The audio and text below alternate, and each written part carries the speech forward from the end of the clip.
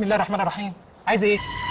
راجل وست لسه عايشين مع بعض، ده اكتشاف. معلش يا فاطمه، جوازه كده اتغفلت فيه. خلي البنت زي القمر شبه كده. الكاركتر ده غير اي كاركتر بورس انت شفته او جهزته في حياتك. عدوة السينما النظيفة. انت ليكي جميل في رقبة كل شاب في مصر يا فنانة. انا حاسس ان انا عايز اصلي استخاره عشان اختار من المنيو ده. بس انا حضرتك في قسم الجودة، يعني ده جزء من شغلي. ما انا شغال على السلط، انما المالت دي صعبه قوي. لا لحد كده وكفاية جدا بقى. الحقيني انا اترفدت. الاتش 2 ال ما يتحطش عليه الاس اي ال. اصل انا مخي مشتت ما بين ان عندك ازمة قلبية او ازمة كلوية. بتتهجموا على ابن مني. جدو يا جدو يا اجمل جد. جوز البطه. ايه يا فندم اللي بتقوله ده؟ عيب كده. شوية مانجا صديقة ما اقولكش ايه، حلوين حلاوة ومرملين انعم من رملة الساحل. انا مش هتلاقيني تاني لان انا فرصه لا تعوض. خورشيد يتمنى لكم مشاهدة ممتعة. ضيفي النهارده هو فنان وكوميديان من اول ظهوره، والناس حبته والناس بتتقبل منه الادوار المختلفه، وقدر ان هو كمان يحاول يهرب من الادوار الكوميديه بس ويبقى بينوع في ادواره، والمشاهد اللي بيقدمها مش كلها كوميديه. اسمحوا لي ارحب بقى النهارده واقرب اكتر واكتر من الفنان الكوميدي محمد طعيمه. اهلا بيك يا محمد. اهلا وسهلا وشكرا على المقدمه الجميله والكلام الحلو، يعني اتمنى اكون استاهل يعني. الحقيقه تستاهل وتستاهل اكتر منه، وشايفه ان في تميز وامكانيات قويه جدا. اول ظهور واول طله الناس كلها بدات تسال عليك، بتضحك بظهورك وافيهاتك، بتبتسم لوجودك، ودور ورا دور، رغم اني شايفه ممكن يبقى في ادوار مختلفه ومتعدده، بس الحقيقه انت بتثبت نفسك بشكل كبير، ومش بس مع ممثل واحد لكن مع اكتر من ممثل كوميديان. وزي ما قلت كده المباراه كوميديه معاك ما بتطلعش فيها مغلوب، لكن بتطلع فيها كمان كسبان. اول بدايه خالص احنا نشوف ان هي الاعلانات كانت البدايه معاك، صح كده؟ المسرح الاول. أوه. اشتغلت مسرح شويه ثقافه جماهيريه. كان المسرح الثقافه الجماهيريه مزدهر.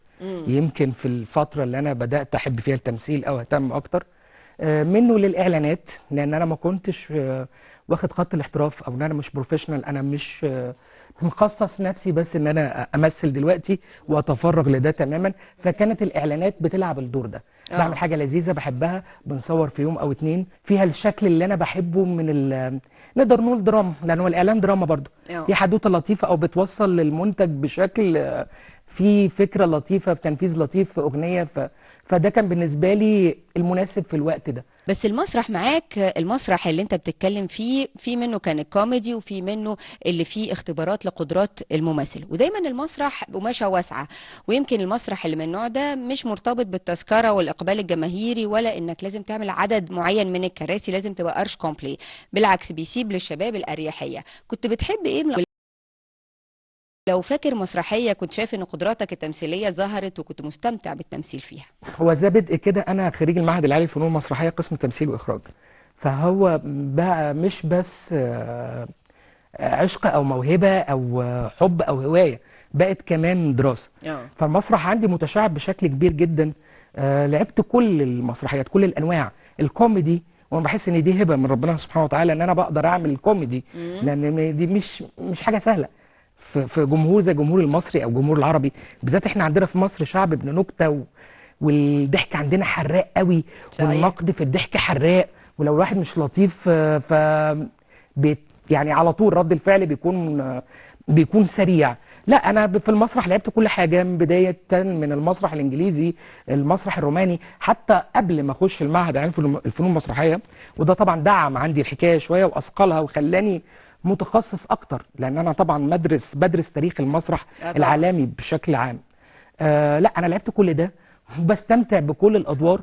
وهو يمكن الغريب اللي ما بانش يمكن في الدراما او لسه ما جاش حظه في السينما، ان انا بميل اكتر للادوار المركبه واللي فيها دراما او تراجيدي اكتر. فعلا. بس هو لسه ما جاش الوقت المناسب ان انا اعرف اترجم ده بشكل كويس، او الفرصه اللي تترجم ده بشكل كويس. يعني فاكر مثلا دور كان ليك فيه مونولوج باللغه العربيه، كم جمله كده نقدر نقولها دلوقتي نشوف محمد طعيمه في اللغه العربيه في المسرح العالمي؟ يعني اتمنى. انا على فكره بيجي لي مسرح كتير، بتعرض عليا مسرح كتير، مسرح دوله كتير، وحاجات بتجي لي بطولات كتيره في مسرح الدوله.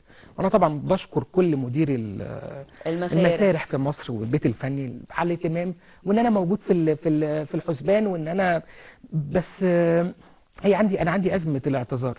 اه على فكره هي ازمه هو انت عامة. بتخاف من الادوار ولا ايه؟ خالص من ايه الأدوار. الخطه؟ يعني في ناس يقول لك عندي خطه دلوقتي وعندي ايه وعندي مدير اعمال او عامل راسم جدول سكادجول معين هعمل دلوقتي كذا، ولا انت بتخاف؟ انا بعتذر كتير قوي، اعتذار كتير قوي. يمكن انا بعترف بده ان انا من اكتر الفنانين اللي بعتذر بعيدا عن المسرح. في الفيديو انا بعتذر كتير جدا جدا، يعني لا فوق ما احنا اقنعناك تتخيلي. بالزن برضو. لا ده انا اتشرف طبعا ان انا في الله التلفزيون يخليك. المصري وفي النايل سينما ومع حضراتكم واحنا ومع حضرتك. شرفنا وجودك معانا. فده تلفزيون بلدي، فانا طبعاً. اتشرف. فلا انا عندي فعلا المشكله الكبيره دي، ان انا بعتذر. بس ايه السر؟ ايه السر يا محمد معرف. للاعتذار؟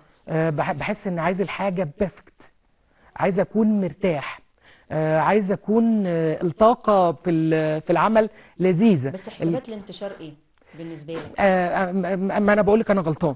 انا عندي حسابات، الحمد لله انا موجود في الشارع، صحيح، موجود مع الناس موجود وبتاع. مع الناس بشكل كبير. بس كانت عندي يعني فرص وما زال، يعني لحد اقرب وقت ممكن على منصات مهمه ومنصات كبيره، وطبعا نجوم اصدقائي بيكلموني مش طول الوقت انا حابب اعمل ده. فعندي مشكله كبيره في الاعتذار، ان انا عايز الحاجه بيرفكت، عايز اكون مبسوط، عايز تكون الكواليس مظبوطه، واحنا في النهايه صناعه، احنا ما احناش فقط هواه.